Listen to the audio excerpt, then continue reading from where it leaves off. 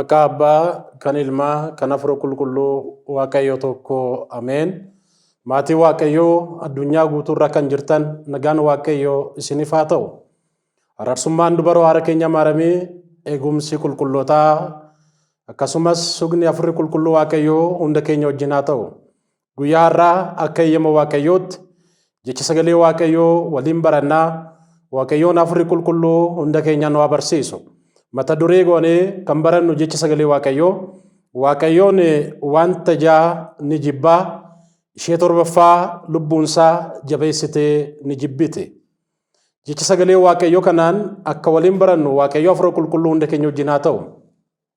Waaqayyoon wanta ja'a ni jibbaa. Ishee torbaffaa garuu lubbuunsaa baay'istee ni jibbiti jedha. Macaafa fakkeenyaa boqonnaa 6 lakkoobsa 16 irratti jecha sagalee Waaqayyoo kan ni arganna. Jecha kana kan dubbate beekaa Salamoon. Beekaan Salamoon jecha sagalee Waaqayyoo kana yeroo barsiisu Waaqayyoon wanta ja'a ni jibbaa jedha. Ishee torbaffaa garuu lubbuunsaa jabeessitee ni jibbiti jedha. Jaan kun yeroo laallu inni jalqabaaf inni tokkoffaa ija hammeenyaati jedha. Iji hammeenyaa jechuun ija hamaatiin kan laalu jechuudha. Ija hamaa jennee yeroo laallu seera uumamaa boqonnaa 3 lakkoobsa 6 irratti jalqabuma Waaqayyoon gooftaan Addaamiif Hewaan edda uume booda bakka kabajaatti, bakka ulfinaa, bakka gammachuu isa bara baraa itti argatan Eeden Gannatiitti isaaniin ol kaa'ee ture jedha. Innis seera kenneefi firii isa balas kana hin nyaatinaa, hin tuqinaa jechuudhaan ajaja kenneefi. Garuu seera kana bara muraasaaf qofa kan eegan sana booda Hewaan ija isheetiin firii isa balas kana gaarii akka taate ilaalte jedha. Hammeenya ija isheetiin dhufe. Kanaaf edda ilaalte booda akka bareeda ta'e ilaalte hawwite jedha. Hawwiin ija ishee keessa galee laphee ishee gara hawwitti fide. Hawwitee qofa hin nafne gaariif hamaa akka beeksisu sana hubattee gara cubbutti goortee seera Waaqayyoo sana ni digdi. Kun maaliin dhufe? Iji hamaa hamaadhaan yeroo laalu har'a nuun iji keenya maal ilaala? Maal ilaalaa oola? Baay'ooliin keenya Yesuus Kiristoos isa fannoo irratti fannifame ilaallamoo kami? Obsaan ilaaluun nu barbaachisa. Gaarii ilaaluun nu barbaachisa. Waan gaarii ilaallee waan gaarii itti hojjechuun nu barbaachisa. Macaafa Iyyoob boqonnaa 1 lakkoobsa 20 irratti akka jechuudhaan dubbata. Warri hamaa ija hamaatiin warri ilaalan iji isaanii ni dukkanaa jedha. Warri hamaa wanti hamaa kan ilaalan iji isaanii ni dukkanaa. Ija ni dukkanaa yeroo jedhu qaroo ija keenya qofa miti. Lapheen keenyis bakka ijaatti ni bu'a. Yaada isa gaarii burqisiisuun nu barbaachisa. Yaada isa gaarii hojjechuun nu barbaachisa. Yaada isa gaariitiin deddeebi'uun nu barbaachisa. Kanaafuu amma egaa yaadni keenya gara gaarummaatti akka ofu Waaqayyoon jalqaba kan jibbu ija hamaati. Obboleessa keenya, obboleettii keenya ija hamaatiin ilaaluun nu barbaachisu. Ijuma hamaatiin wal ilaaluun nu barbaachisu. Tokko tokkoof gaarii yaaduun, tokko tokkoof gaarii gochuun nu barbaachisa. Wangeela Maatewos boqonnaa 7 lakkoobsa 3 irratti obboleessa kee keessaa kan jiru cubbuu sana ilaaluu kee dursaa si keessa kan jiru ilaali jedha. Dursa namaan biraa irraatii ilaaluu dursa keenya ilaallachuun nu barbaachisa. Keenya sakatta'uun nu barbaachisa. Laphee keenya, ija keenya yaaduun nu barbaachisa. Yeroo sana kan namaan biraa ilaaluu kan dandeenyu, kan namaan biraa sakatta'uu kan dandeenyu. Kanaaf egaa inni jalqabaa Waaqayyoon wanta ja'a ni jibbaa. Isheen torbaffaa garuu lubbuunsaa jabeessitee ni jibbiti jedha. Kanaaf egaa ija hamaa akka hin qabaanne ija gaarii qabaachuun nu barbaachisa. Wangeela Maatewos boqonnaa 20 lakkoobsa 5 irratti ani gaariidha. Ani gaarii yaan go'eef iji keessan wanta hamaa maaliif yaada? Gooftaan Yesuus Kiristoos gaariidha. Hunda keenyaaf wanta gaarii gochaa jira. Iji keenya kunis kan uumame gaarii itti ilaaluuf, ilaalles itti hojjechuuf, hojii isa qulqullummaa akka itti raawwannuuf. Inni lammaffaa Waaqayyoon kan jibbu arraba isa sobaati. Har'a addunyaa keessatti baay'ooliin itti rakkachaa kan jiran namni baay'ee gaa'illisaa kan itti digame, namni baay'ee hojii kan itti dhabe, namni baay'ee gaddee karaa irratti kan ba'e sobaan. Waaqayyoon immoo kan jibbu keessaati arraba sobaan ni jibba. Arrabni sobaa Waaqayyo biraati ekkamsa namatti fichisiisa. Maaliif seera Waaqayyo keessaati inni tokko hin sobin. Har'a immoo addunyaa mara rakkisaa kan jiru soba. Sobuun nu barbaachisu kiristaanummaa keenya keessatti dhugaadhaan akka jiraannuuf dhugaadhaan deddeebi'aa jaamee barreeffameera. Yaadni keenya hundi dhugaadhaan akka ta'uuf, hojiin keenya hundi dhugaadhaan akka ta'uuf nu barbaachisa. Kitaabni qulqulluun akkas jedhuun dubbata. Faarfannaa Daawit faarfannaa 39 cufaa 40 lakkoobsa 4 irratti inni eekkamsaan yookiin immoo sobaan namoonni hin hordofne isaan kan galateeffaman. Egaa sobaan kan hin deemne, sobaan kan hin raageessine, sobaan nama kan hin mine Waaqayyo biratti galatoo qaba. Waaqayyo biratti hin galateeffamu. Har'a immoo addunyaa keessatti rakkinni inni guddaan abbaa warraa fi haadha warraa gidduutti soba. Abbaaf ijoollee gidduutti soba. Waajjira tokko keessatti yeroo hojjennu dhugaadhaan hojjechuun nu barbaachisa. Maaliif namni hundi dhugaadhaan nan hojjedha yeroo jiru gara Waaqayyootti deebi'eera jechuudha. Waaqayyoon ni beeka jechuudha. Kanaachi sobaan yeroo deddeebinu Waaqayyoon immoo arraba sobaan ni jibba. Macaafa fakkeenyaa boqonnaa 21 lakkoofsa 6 irratti namni sobaan galmee walitti qabu inni dumeessaa akka bittinnaa'u sana jedha. Namni sobaan galmee walitti qabu sun dumeessa bittinnaa'u. Dumeessi bittinnaa'u firiin qabu. Bokkaa ta'uu hin danda'u. Har'as hojiin keenya nu harkatti akkam bittinnoofne. Yaadni keenya bittinnaa'e akkam ban dhugaadhaan deddeebi'uun nu barbaachisa. Dhugaadhaan jiraachuun nu barbaachisa. Waaqayyoof dhugaadhaan amanamne yeroo jennu gaa'ila keenyaaf dhugaadhaan amanamuudha. Hojii keenyaaf dhugaadhaan amanamuudha. Kaayyoo nu kennameef, ergama nu kennameef mana amantaa keenyaaf dhugaadhaan deddeebi'uudha, dhugaadhaan tajaajiluudha. Abbootii keenya dhugaadhaan amanamuudha. Kana hunda Waaqayyoon nurraati barbaada. Kana egaa kan goo jedha fakkeenya koo ajaa kanumarratti. Kana kan goo du'a ni barbaada jedha. Sobni du'a namatti fida jechuudha. Bu'aan sobaa xumurri isaa du'a jechuudha. Kanaaf dhugaadhaan akka deddeebinu amantaanis kan nu barsiisu. Inni lammaffaa egaa Waaqayyoon kan jibbu arraba isa sobaati. Arraba sobaa immoo kan dubbatan kun mul'ata Yohaannis boqonnaa 21 lakkoofsa 8 warri soban carraan isaanii ibidda isa bara baraatiin gubachuudha. Galaana ibidda keessatti du'aa isa lammaffaa ni du'u jedha. Waaqayyoon hunda keenya du'aa isa lammaffaa irraatii akka nu eeguuf, akka nu baasuuf, fayyina isa bara baraa akka nu kennuuf feef jaalala Waaqayyoo haa ta'u. Warri soban carraan isaanii ibidda isa bara baraati jedha. Har'a sobaan nama meeqa miineera? Sobaan biddeena nama meeqa cufneera? Waaqayyoon kana hin laala. Waaqayyoon kana ni beeka. Dhugaadhaan deddeebi'uun nu barbaachisa yaa kiristaanota. Yaa maatii Waaqayyo. Dhugaadhaan abbachuun nu barbaachisa. Kana yeroo goonu fayyina isa bara baraa argan, jireenya isa bara baraa argan. Inni sadaffaan Waaqayyoon kan barbaadu nurraati. Waaqayyoon immoo kan jibbu. Waaqayyoon kan jibbu inni sadaffaan dhiiga isa qulqullummaa kan dhangalaastu harka. Har'a addunyaa keessatti dhiigni qulqulluu meeqatu kufaa jira. Waaqayyoon immoo kana ni jibba. Wanta Waaqayyo jibbu keessaati, jaan keessaati torba, isheen torbaffaa Waaqayyoon lubbuun isaa jabeessitee ni jibbiti. Inni sadaffaa Waaqayyoon kan jibbu dhiiga qulqulluu kan dhangalaasu harka. Harki keenya har'a qulqullaa'uun isa barbaachisa. Waaqayyoo fuulduratti boru yeroo deemnu harki keenya maal qabatee deema? Aarsaaf galataa qabatee deema? Maal dhiyeessinaa fi Waaqayyoof? Har'a dhiigni qulqulluun meeqa kufeera? Seera uumamaa boqonnaa 4 lakkoofsa 6 irratti yeroo laalu.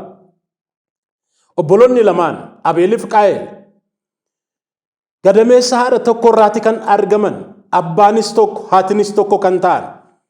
Aarsaa yeroo dhiyeessan Waaqayyoon aarsaa Abeel fudhate. Aarsaa Qaayel garuu qulqullummaan ijaanne yaanneef, kabaja Waaqayyoof ijaanne yenneef Waaqayyoon hin furan. Qaayel kanaan ija inaafeef obboleessa isaa Abeel inaafaan ka'ee gara ajjeesutti deemeera.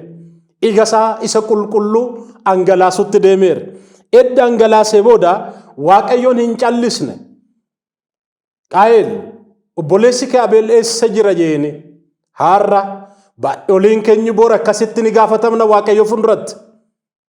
Obboloonni keenya hedduun igni isaanii kan hangala'u. Itoo isaaniif du'a hin maliin kan du'an hunduu waaqayyoon boor nu gaafata. Abeelin akka gaafate Qaayel obboleessi kee Abeel eessa jira hin beeku jeeni garuu maal jedhe igni isaa iyyaa jira. Ati kan hangalaaste iga isa qulqulluuti. Maaliif kana goote? Waaqayyo biraati eebba hin qabdu. Eekamsi waaqayyo gara keetti dhufeera. Har'as yaa obboloota obboleessa obboleessisaa yoo jaalate malee obboleettiin obboleettii ishee yoo jaalatte malee uumamni kamiyyuu waaqayyo fuulduratti wal qixa. Waaqayyoon wal caalsisee kan uume hin jiru addunyaa irratti. Hundi keenya iyyuu wal qixa. Kanaaf addunyaa boor dagannuuf addunyaa boor ittiin jiraanneef hama hojjechuun nu barbaachisu. Gaarii hojjechuun nu barbaachisa. Harki keenya qulqulluu ta'uun ishee barbaachisa. Daba hojjechuun nu barbaachisu. Hama hojjechuun nu barbaachisu. Iga qulqulluu dhangalaasuun nu barbaachisu.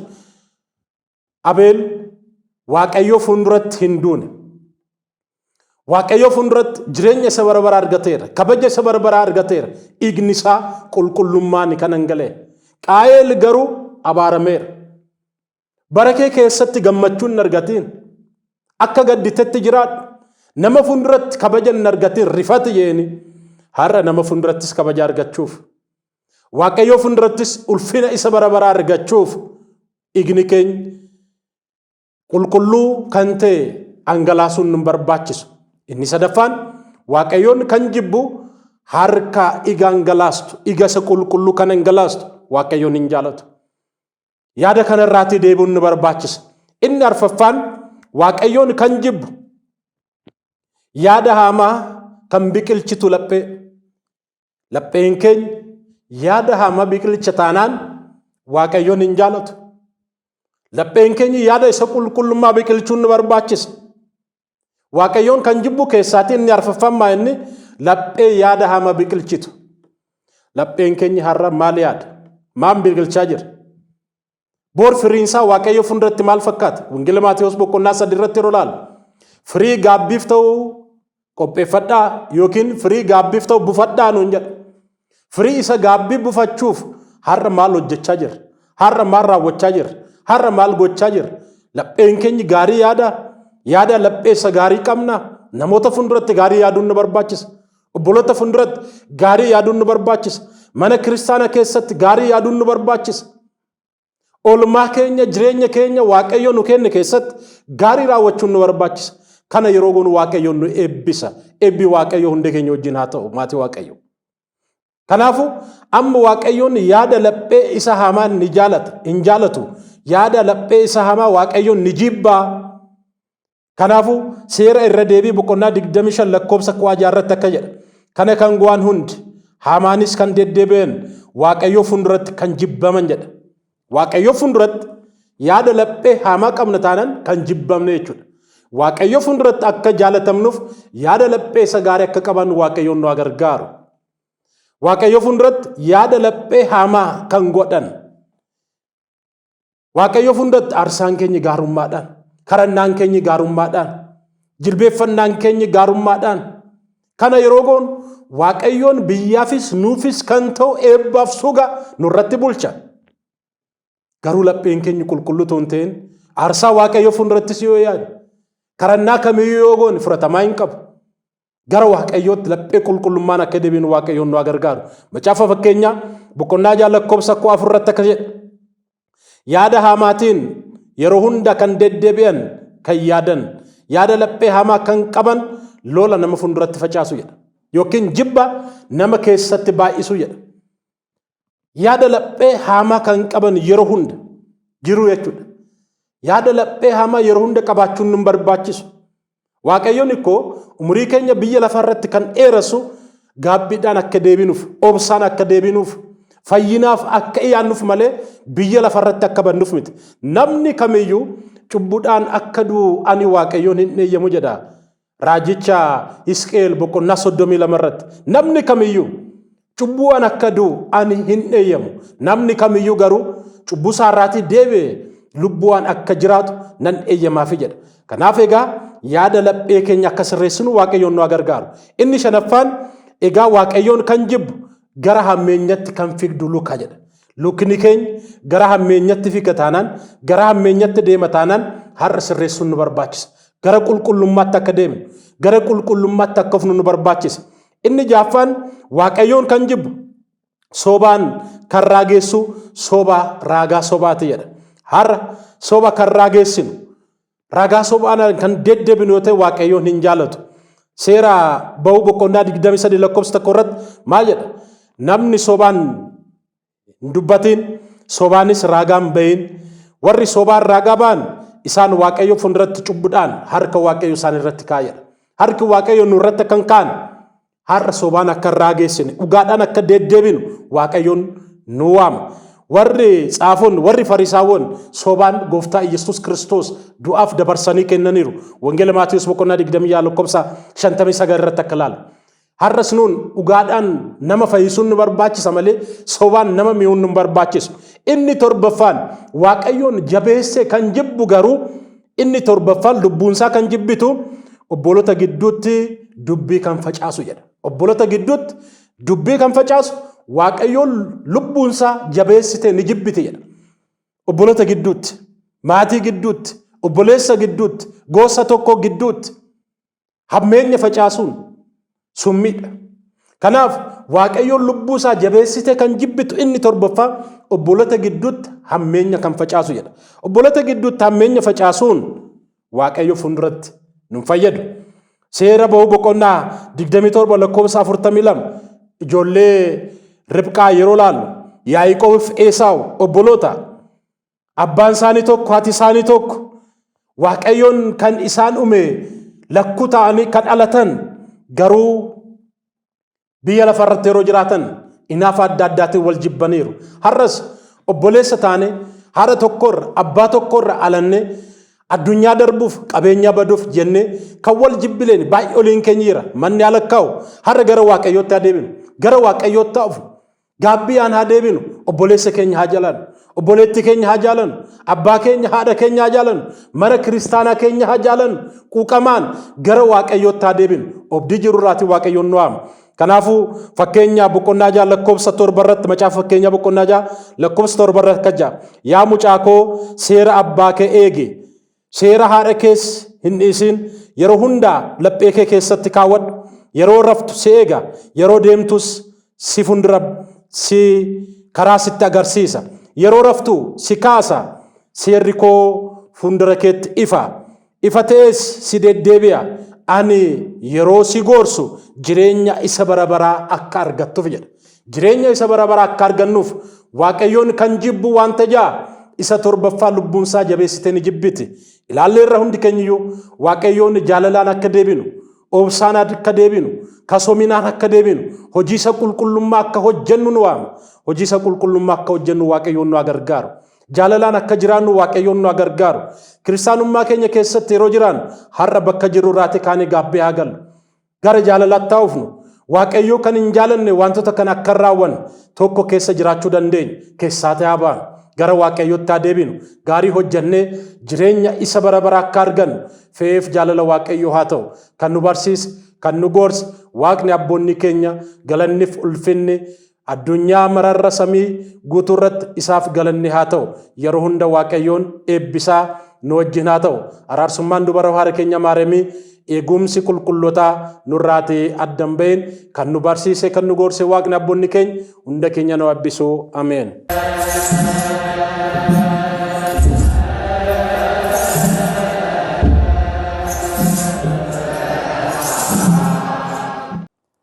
Akkam jirtan kabajamtoota fi jaalatamtoota maatii Kiristoos biyya keessas biyya alaas kan jirtan hundumti keessaniyyuu nagaan Waaqayyoo bakkuma jirtan maratti isin haa ga'u jecha kun qophii keenya sirna mana kiristaanaa keessaa sirna soomaa irratti marii taasisnudha. Turtiin keessan nu waliin haa ta'u.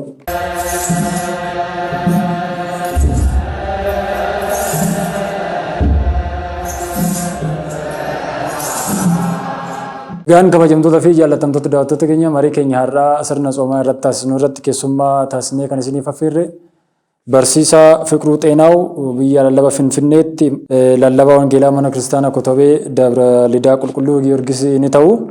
Barsiisaa jalqaba irratti eeyyamaa taatanii asitti argamuu keessaniif maqaa daawwattoota keenyaatiin isin galateeffachaa baga nagaan dhuftan jechuun ani jalqaba. Baga nagaan eegdan. Tole egaan akkuma jalqaba irratti kaasuuf yaade amma yeroo nuti keessa jirru yeroo tsoomaa ta'uu isaatirraan kan ka'e waa'ee tsoomaa sirna tsoomaa irratti dubbachuun barbaachisaa ta'eera. Kanaaf mee gara bal'ina qabxiilee keenyatti marii keenyatti deemuudhaan dura jalqaba irratti mee tsoomama yoo jennu maal jechuu keenya kan jedhu saniin gaafii jalqabaa taasisnu itti nuuf fa'a. Tole baay'ee gaarii.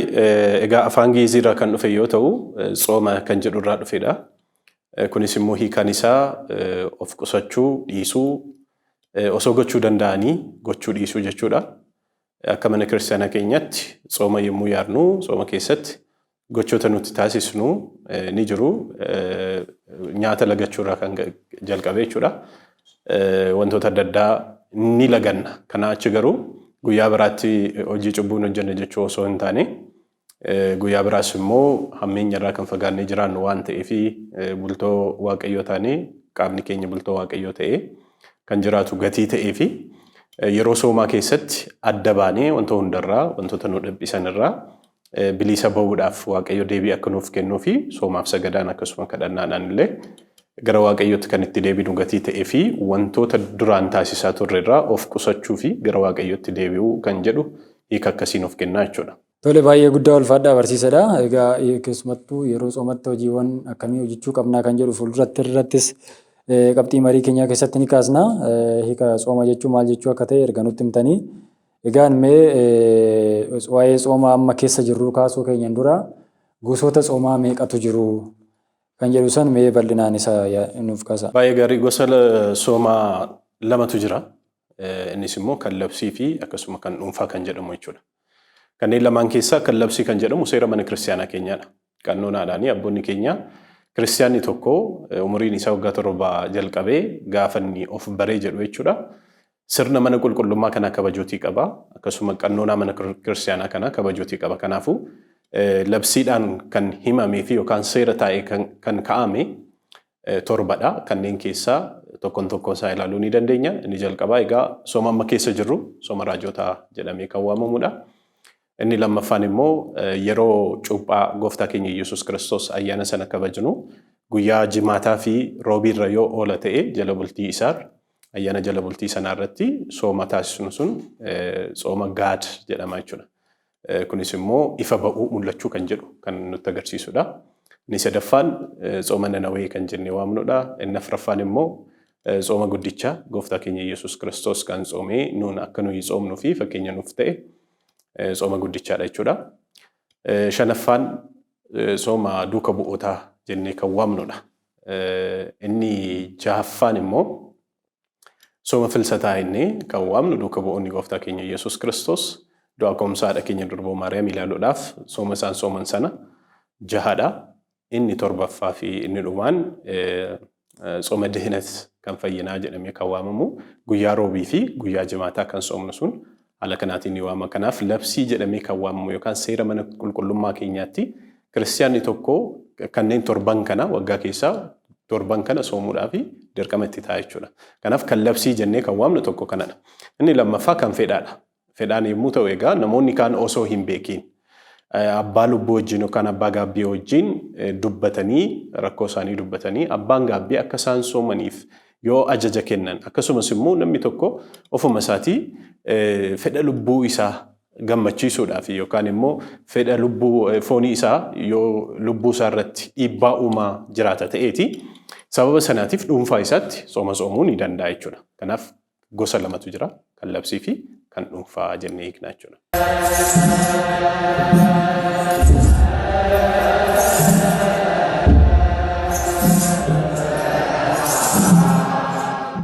Isin galateeffanna barsiisaa keessumattuu egaan akkuma isin nutti himtanii tsoomni labsii fi tsoomni dhuunfaa jira.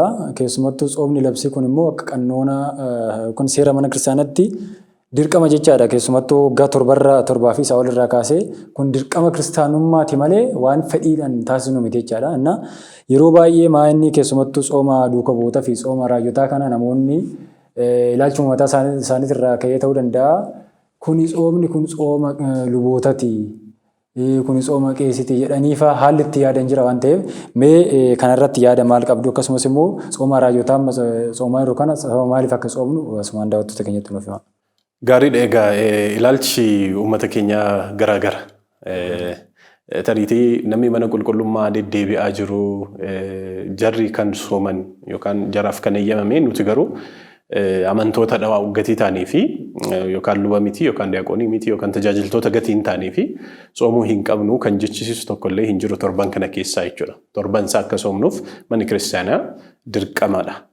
Kiristaanummaan keenya iyyuu kan nu dirqisiisu keessaa inni tokko kanadha jechuudha. Kanaaf nama kaaniif kennine ofii keenyaaf immoo bilisa kan ittiin of baasuudhaaf yaallu caqasa kitaaba qulqulluu irrattis kan jiru miti namni hundinuu qulqullichi Phaawulos akka dubbate fayyina mataa keessanii raawwadhaa. Namni kamiyyuu fayyina mataa isaa raawwachuudhaaf gocha lubbuu isa gaarii sana raawwachuudhaaf fedha foonii gadi qabuutii qabaa jechuudha.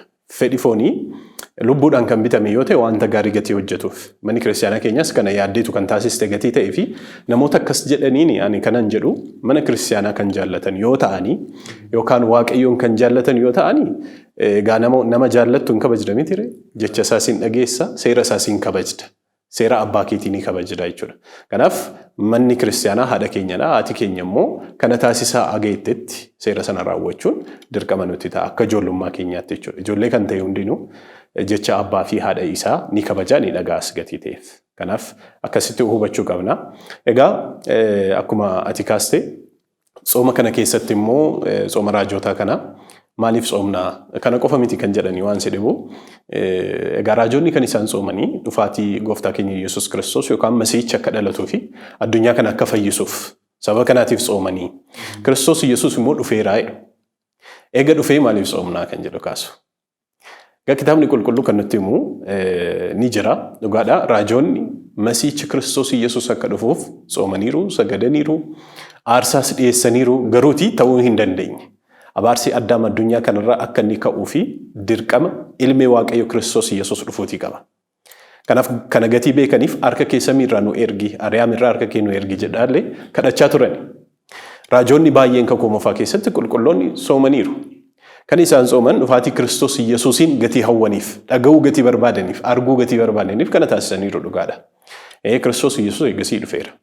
Egaa asirratti kan hubachuu qabnu dhufaatii Kiristoos Yesuusiin gaafa ilaallu jechaadha. Raajoonni taasisuu kan hin dandeenye humna isaanii ol kan ta'e Kiristoos Yesuus taasiseera. Keessumaa hiika mana kiristaanaa keenyaa seera uumamaa boqonnaa 29 fi 30 irratti manni kiristaanaa keenya hayyoonni mana kiristaanaa keenyaa kan isaan ibsanii seenaa Yaaqoob isanni maatii isaarraa ba'ee haadhaaf abbaa isaarraa maatii isaarraa ka'eetiyyuu gara Laabaatti osoo deemaa jiru karaa irratti tiksoota hoolaa tiksan argeedha. Jarris immoo bishaan guddaa boolla bishaanii jechuudha. Isa irrattis dhakaa guddaa irratti cufamee kan jiru. Dhakicharra immoo hoolonni ciisanii jiru. Isa isaan tiksanii jechuudha. Jarri immoo bira dhadhaabbataniiru. Yaaqoob gaafa inni kana argu maaliif as dhaabattanii jirtu? Yerochis ganaa hin geenye waan ta'eef tiksaa bishaan obaasaatii tiksaa hoolota keessanii jedheen. Jarri garuu akkas jedhan. Nuti dhakaa kana qubaa keenya bishaan boollaa kanarraa gangalchuu hin dandeenyu jedhan. Warreen kaan yoo dhufan malee qubaa keenya hin dandeenyu jedhanii deebisanii fedha. Yeroo kana Yaaqoob qubaa isaa dhakaa sana gangalcheedha. Isa isaan dadhabanii jechuudha. Kun kakuu haaraa keessatti fakkeenyadha. Kiristoos Yesuus Yaaqoobiin kan fakkeeffamudha jechuudha. Yaaqoob Kiristoos Yesuusiin. Akkasuma immoo tiksoonni sun hin dandeenyu kan jedhanii raajootaan qulqulloota kakuu moofaa keessa turaniin kan fakkeeffamanidha. Hoolonni bishaan dhoobatanii garuu immoo bishaan boollaarra ciisanii kan jiran dhoobatanii osoo jiranii kan jiran immoo amantootaan yookaan Israa'elootaan ijoollee Waaqayyoo jedhamanii kan waamamanii fakkeeffamu jechuudha. Kiristoos Yesuus gara addunyaatti yommuu dhufu namni kamillee taasisuu kan hin dandeenye sana beenyaa ta'e ofiisaa dabarsee fannifamee dhiiga isaa lolaasee Kiristoos Yesuus nuuf fannifamee bilisa nu baaseera abaarsa Addaam jalaa jechuudha. Abaarsa Addaam jalaa eega bilisa baanee booda garuu fayyina guutummaa guutuutti arganne kan jechuu miti. Dhufaatiin kan biraa immoo ni jira jechuudha. Kiristoos Yesuus akkuma dura dhufee dhalatee addunyaa kana fayyise hundumaa deebi'ee immoo dhufeetiyyuu hunduma keenya gara isaatti nu fudhata. Gatiin inni dhufee nu fudhatuu fi ammas immoo Kiristoos Yesuusiin maal jechaa jira jechuudha. Eegaanii jirra jechuudha. Akka raajoonni Kiristoos Yesuus dhalatuuf eegaa turanii nutis immoo akka Kiristoos Yesuus dhufuufiyyuu eegaa jirra jechuudha. Manni kiristaanaa keenya maaraanaataa kan isheen jettee waamtu yeroo hundaa Kiristoos Yesuus nuuf kottuudha. Maaloo nuuf kottuu si eegaa jirraa kan jedhudha. Gooftaan keenya Yesuus Kiristoosis waa'ee kanaa dubbateera. Egaa Wangeela Maatiyos boqonnaa 13 lakkoofsa 17 gubbaa irratti raajoonnii fi qajeeltonni isa arguu hawwan isa sin argitan kana arguu hawwanii turan garuu hin argine. Isa sin dhageessan kana dhaga'uu hawwanii turan garuu hin dhageenye. Barbaadaa turanii jechuudha arguudhaaf. Kanaaf dhaggeeffachuudhaaf arguudhaaf hawwaa turanii hin argine. Isin garuu argitanittus dhageessanittus. Kanaaf iji keessanis eebbifameera, gurri keessanis eebbifameera kan jedhu dubbata. Sirriidha. Nuti Kiristoos Yesuusiin argineerraanii, foonii fi dhiiga isaa fudhanneerraa, labsii isaa sagalee isaa dhageenyeerraa. Kiristoos Yesuus nu gudduu buufatee nu fayyise ofitti nu fudhateera. Kanaaf kufaatii irraa nu kaasee ofitti nu fudhateera Kiristoos Yesuus. Arjummaa isaatiin jechuudha. Kana eega argannee booda garuu kanumaan nu ga'aa jechuu miti. Deebi'ee nan dhufaa jedheera. Isarratti yoo jenne Wangeela Yohaannis boqonnaa 14 lakkoofsa 1 jalqabee yommuu ilaallu Kiristoos Yesuus mana abbaa koo keessaa bakka bultii nuuf qopheessuudhaaf akka inni deemu nutti dubbate. Eega kana jedhee booda deebi'ee dhufeetaniyyuu gara kootti isin fudhadhaa jedha. Jechi kun baay'ee nama gammachiisa.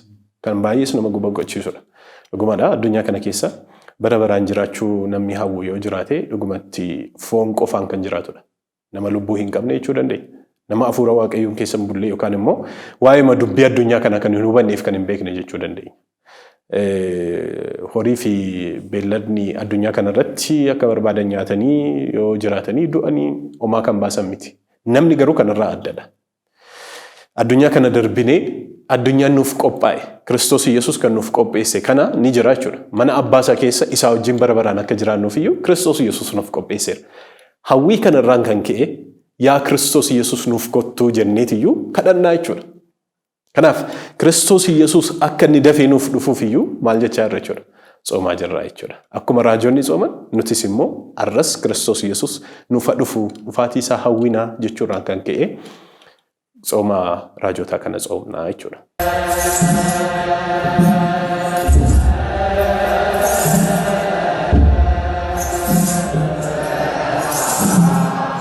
Baay'ee guddaa ulfaadhaadha. Egaan kabajamtoota fi jaallatamtoota daawwattoota keenya marii keenya sirna tsoomaa irratti taasisaa jirru ammas akkuma tuffatti jirra. Ammas turtiin keessan waliin haa ta'u jecha egaa barsiisaan keenya akkuma nutti himan tsooma raajotaa kana akkuma akkasumaan akka barteetti waan tsoomamu miti waan kitaaba qulqulluu bu'uura godhatee akka ta'e barsiisaan keenya bal'inaan nuuf kaasaniiru. Egaan jalqaba irratti tsooma jechuun maal jechuu akka ta'e itti aansuunis immoo gosoota tsoomaa meeqatu jiru kan jedhu kaasnee keessumattuu tsooma amma keessa jirru tsooma raajotaa kanas maaliif akka tsoomaa jirru hubannoo guddaa arganneerra. Mee kanumatti aansuudhaan barsiisan egaan tsoomni faayidaa hedduu bu'aa hedduus ni qabaata. Garuu adda baasnee daawwattoota keenyaaf ifa akka ta'uuf barbaachisummaa fi faayidaan tsoomaa maalidha? Maaliif tsoomna? Tsoomarraa maal argachuudhaaf kan jedhu sanas mee. Baay'ee gaarii. Egaa akkuma ati jettee sababa baay'eetiif akka ta'e beekamaadha. Namoonni baay'een bifuma mataa isaaniitiin jecha mataa isaaniitiin hiikaa kana kennuu ni danda'u yookaan wanta isaan itti fayyadaman sana ibsuu ni danda'u. Akka mana kiristaanaa keenyaatti barbaachisummaan isaa ifa godhamee kan kaa'ame inni tokko fedha lubbuu keenya akka fedha foonii keenya irratti aangoo qabaatuufidha. Fedha lubbuu gaafa nu jennu maal jechuudha? Kaayyoon kiristaanummaa galmi isaa mootummaa waaqayyoo seenuudha. Kanaaf kiristaanni tokko addunyaa kana keessatti dhalatee addunyaa kana keessatti darba miti. Addunyaa kana keessa darbeetiyyuu mootummaa waaqayyoo dhaala waan ta'eef addunyaa kana keessatti wantoota jiran hundumaa mo'ateetiyyuu gara waaqayyootti dhufuutii qaba jechuudha. Kanatti irraa eegama. Hojiin seexanaa kottee keenya qabatee booddeetti harkisuudha. Hojiin waaqayyoo fi hojiin qulqullootaa ergamootaa immoo ijoolleen waaqayyoo kufaatii kana keessatti kufanii akka isaan hin hafneefiyyuu kan isaan nu gargaaranidha. Kanaaf kana gidduu amma jirrutti nuti ofii keenyaaf fayyina mataa keenya akka raawwannuufiyyuu sodaadhaa fi roommuudhaan fayyina mataa keessanii raawwadhaa jedhee qulqullichi Phaawulos akka dubbate kiristaanni tokko gaafa inni tsoomu Sooma sanarratti kan inni yaaduutii qabu foon koo dadhabseetan iyyuu waaqayyoof bitamaa kan jedhudha. Lubbuun keenya waaqayyoodhaaf kan bitamtu akka taatuuf. Addunyaa kana keessatti hanga qabeenyaa fi hanga diinaa beekuu akka dandeenyuuf. Hojiin diinaa akkuma beekamu egaa seera uumamaa boqonnaa 3 gubbaa irratti gaafa abaarsi bofa irratti fi addaam irratti gaafa taasifame ati mataa isaa rukuttaa'edha. Inni immoo kottee kee rukutaa yookaan kottee kee ciniinaa qabaa'edha. Kanaaf hojiin seexanaa yookaan hojiin diinni ammallee kufeera malee kan bade miti waan ta'eef kiristaanoonni gara mana waaqayyootti akka hin dhufne gara mana waaqayyootti akka hin deebinee fi gatii inni booddeetti harkisuuf kana kutee kan nu baasu keessaa tokko maaloodha yoo jennu soomadha. Kana cabsee kan keessaa bahuu dandeenyu fedha lubbuu keenyaa akka nuyi raawwannuu fi fedha foonii keenyaa immoo akka nuti dhaabsisnuu fi akka nuyi dhiisnuu fi kan nu taasisuu danda'u lagannaa gaafa taasisnu yookaan sooma gaafa taasisnu gatii ta'ee fi barbaachisummaan isaa gara waaqayyootti akka dhufnuuf hojii seexanaa keessaa akka baanuufidha. Gaabbii akka galluuf. Gocha nuti cubbuu hojjenne sana keessatti waaqayyo gara ofii isaatti akka nu fudhatuu fi soomaaf sagadaan waaqayyoof bitamuu keenya kan ittiin agarsiisnu waan ta'eef kun baay'ee barbaachisaadha jechuudha kiristaanotaaf.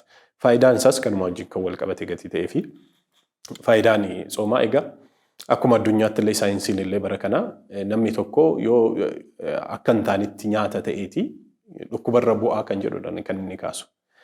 Namni akka argee kan nyaatu yoo jiraate jechuudha. Kanaaf hin dhowwaa jechuudha akka saayinsiitti illee. Maalumaayyuu kitaaba qulqulluurraa kan fudhate yoo ta'e iyyuu jechuudha. Akka kiristaanummaatti garuu lubbuu keenyaaf kaayyoon isaa foonuma keenyaaf osoo hin taane yookaan jabina foon keenyaatiif jabina qaama keenyaatiif osoo hin taane kan nuyi soomnu waaqayyoof tokko ajajamuudhaaf. Egaa waaqayyoof gaafa nuti taanu waaqayyo kan keenya ta'a. Kan keenya wanti ta'e hundinuu kan waaqayyo gaafa ta'u kan waaqayyo immoo kan keenya ta'a waan ta'eef faayidaan isaa waaqayyo wajjin akka taanu nu taasisa. Lammaffaa seera waaqayyo akka raawwannu nu taasisa. Soomaa gatiin ni jedheef jechuudha. Ofii isaatii Kiristoos Yesuus guyyaa 40 falkan 40 kan waala Qorontos keessatti soomee kan inni ba'e fakkeenya nuuf ta'uu fi gatii ta'ee fi nutis kiristaanonni akka gooftaa keenya Yesuus Kiristoos nuti egaa fakkeenya kan taasifannu Kiristoos Yesuusiin gatii ta'ee fi jechuudha. Akkuma qulqulloonni Kiristoos Yesuusiin fakkeenya taasifatanii jiraatanii kiristaanni tokkos akkuma qulqullootaa Kiristoos Yesuusiin fakkeenya taasifatee darbuu gatii qabuu fi waaqayyo wajjin tokko ta'uudhaaf waaqayyoof bitamuudhaaf sagalee waaqayyoo dhaggeeffannee itti fayyadamuudhaaf hojiitti hiikuudhaaf gaafa soomnu gaafa isaaf bitamnu gaafa sagarnuu fi waaqayyo nuuf ibsaa jechuudha. Kanaaf faayidaan isaa kan lubbuu isaa gatii kaasneef jechuudha. Baay'ee barbaachisaa kan ta'e baay'ee kan nu gargaaru kan nu fayyadu gara waaqayyootti akka dhufnu kan nu taasisudha jechuudha. Dhugaadha guddaa ulfaadhaa barsiisaa egaa soomni faayidaa baay'ee qaba akkuma isin kaastanii sa'aatii keenya faana deemuuf yoo ta'e iyyuu malee wanta baay'ee kaasuun ni danda'ama dhuguma qulqullichi Yaaredis akkuma jedhu soomtu feewwis qusla nafsi jedha. Soomni egaa madaa lubbuurree ni fayyisti jedha waan ta'eef waa baay'ee kaasuun ni danda'ama. Baay'ee guddaa isin galateeffannaa egaa mee itti aansuun immoo qabxii marii kan taasisnu barsiisanii kiristaanni tokko akka kiristaanummaa isaatitti yeroo hundumaa waan gaarii hojjechuu akka qabu yeroo hundumaa waan gaariif dhama'uu akka qabu yeroo hundumaa waan gaariif dadhabuu akka qabu beekamaadha. Garuu haa ta'uti akka addaatti immoo yeroo wayita soomaa yeroo sooma keessa yeroo lagannaa keessa jirrutti hojiiwwan hafuuraa akkamii hojjechuu qabna. Akkuma waliigalaatti garuu yeroo soomaa hojiiwwan akkamii hojjechuutu nurraa eegama akka kiristaanatti kan jedhu sanas asumaan qabxii marii taasisu. Baay'ee gaarii. Egaa wangeela Maatewos boqonnaa 4 gubbaa irratti Kiristoos Yesuus soomeera. Kan waala Qorontos seenee jechuudha. Yeroo sana kophaa isaadha kan inni deeme kan inni jedhu kitaabni qulqulluu kan nutti himu jechuudha. Kanaaf kophaa isaa kan inni deeme tokko kan nuyi arginu ni jira. Lamata guyyaa 40 falkan 40 kan inni jedhu gocha achitti taasifamaa ture yoo ifa ba'e illee kitaaba qulqulluu irratti kan caqasame yoo hin taane illee jechuudha. Kiristoos Yesuus kophaa isaa maaf deeme kan jedhu gaafachuun barbaachisaadha jechuudha. Dhalli namaa addunyaa kana keessatti wanta baay'eetiin ni raata'a. Wanti bicuun yeroo baay'ee itti fudhatee dadhabbii guddaa keessa darbee sababa lubbuu isaatiif wanta tokko toon godhiin yeroo itti darbu ni argina. Kanaaf waa'ee lubbuu keenyaa sirriitti gadi fageenyaan kan nuyi yaadnuu fi waaqayyo wajjin kan nuyi ittiin wal arginu kophaa ba'uu danda'u. Kana jechuun maal jechuudha? Subaa'ee kan jennu jechuudha. Subaa'ee kan nuyi qabannu yeroo soomaadha yeroo baay'ee. Soomaaf sagadaan kan waala seenuudhaan mana qulqullummaa seenuudhaan akkasumas immoo mana keessatti illee haa ta'u namoota kanaan dura bartee adda addaa cubbuu keessaa hojii addunyaa kana keessaa wantoota adda addaa nu taasisan turan keessaa adda baaneetiyyuu qobaa keenya taanee sagadaan qabamnee kadhannaa egaa mana qulqullummaa keenya keessatti sa'a 24 guutuu kan ittiin kadhannu manni kiristaanaa keenya sirna ni qabdi. Sa'aatiin 25 yoo jiraate manni kiristaanaa keenya kan ittiin kadhattu ni qabdi, sagantaa qabdi jechuudha. Kanaaf mana qulqullummaa hordofuu danda'u. Bakka sanatti sagada baay'isuu, gara Waaqayyootti deebi'uu, gaabbii galuu, dhiigaa foon Kiristoos Yesuus fudhachuu, kanneen kana raawwachuu fi akkasumas immoo Galaatiyaa boqonnaa 5:22 gubbaarratti akka ibsame firii hafuuraa kan jedhamanii caqasamanii jiru. Sana sirriitti raawwachuu danda'u jechuudha. Mootummaa Waaqayyoo dhaaluudhaa fi namni tokko addunyaa kana keessatti jabinaan lubbuu isaatiin jabaatee Waaqayyoon gammachiisee darbuu gatii qabuu fi Waaqayyo kan ajaje qulqulloonni kan dubbatan kana taasisaa jedhanii isa dubbatan sana raawwachuun dirqama ta'a jechuudha. Kanaafuu kiristiyaanni tokko kan waala seenee sagadaa soomaa qobaa isaa ta'ee Waaqayyoof adda ba'ee yoo kana taasise gocha soomaa kanaa galmaan ga'uu ni danda'a jechuudha. Kana achi garuu akka arganne taanee gatii aanoo beela'eera sa'aatiin 3 gatii ta'ee fi isichi Waaqayyo sa'aatii nuuf lakka'u kan jedhu haala kanaatiin dubbii akkasiitiin booddeetti hafuun sirrii hin ta'u jechuudha. Kanaaf jabinaanii haga nuuf eeyyamame kanaati jechuudha. Sana taasisuudhaan inni dhumaa kadhannaa mana qulqullummaa keenyaa ni jira. Kunis immoo galatoodha. Galatoo mana qulqullummaa keenya keessatti kadhannaa isa dhumaadha gatii ta'ee fi waldaan waliin ta'anii qulqulloonni waliin ta'anii ergamoonni Waaqayyoo illee nu gidduu ta'anii kan isaan waaqeffataniif galateeffatanii sirna galatoo gatii ta'ee fi yeroo hunda yeroo soomaa sirna galatoo irratti hirmaachuu hojii gaarii hojjetamaa ture sana. Egaa akkuma ati kaaste kiristiyaanni tokko hammeenya hojjechuuf hin eeyyamamuu fi hojii hamaa hojjechuu hin eeyyamamuuf akkasuma immoo dubbii hamaa obboleessa isaa cabsuu danda'u, obboleessa isaa arrabsuu, obboleessa isaa gadi qabuu dubbii akkasii akka hojjetuuf hin eeyyamamuuf. Eessatti yeroo soomaa qofa osoo hin taane kiristiyaana amma ta'etti kana ta'uudhaaf hin eeyyamamuuf jechuudha. Kana kan taasise gaabbii galuu qaba jechuudha jalqabuma irratti iyyuu. Sana booda garuu eega kana taasisee booda yeroo soomaa bakka kana taasisaa ture sana fakkeenyaaf yoo hateera ta'e namni tokko harka hatee sanaanii hin kennine taanaan amma sattuudha. Afaan ittiin nama arrabse sanaan galateeffachuu hin danda'u taanaan obboloota isaatiif jaalala kennuu hin danda'u taanaan ammallee cubbuu keessa jira jechuudha. Nuti hojii hamaa yookaan cubbuu hojjechuu dhiisuu qofa osoo hin taane kaayyoon isaa hojii gaarii hojjechuudha jechuudha. Bakka hojii hamaa sana hojii gaarii hojjetanii agarsiisuu gatii ta'ee fi yeroo soomaa bakka hamaa hojjechaa turre sana gaarii itti taasisnu baay'isnee daballee jechuudha. Isa dura taasisaa turre irra daballee kan taasisnu isa hojjechaa hin turre yaadannee kan itti hojjennu kitaaba qulqulluu kan ittiin qo'annu abbaa lubbuu keenya yookaan abbaa gaabbii keenya barsiisota irraa baranneetiyyuu wanta gaarii kan ittiin taasisnu hojii gaarii hojii qajeelummaa hunda hordofnee kan itti taasisnuu fi hojiiwwan akkasii hojjechuun yeroo soomaa kan eeyyamamee fi kan seera ta'ee taa'edha jechuudha.